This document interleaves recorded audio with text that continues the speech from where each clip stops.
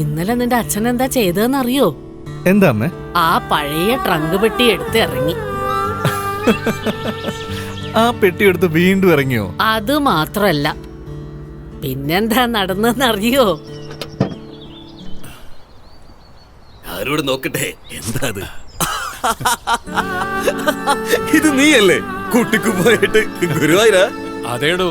Hi, മഞ്ചാടിയല്ലേ ഇത്? ചകോരനയനം വസ്തു, വസ്തുനാമം 3 അക്ഷരം. എന്താ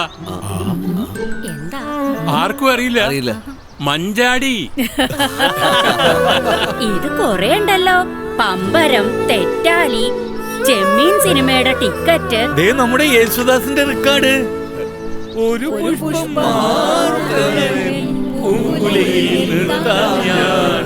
എന്താ ഇവിടെ ആകെ ബഹളാണല്ലോ?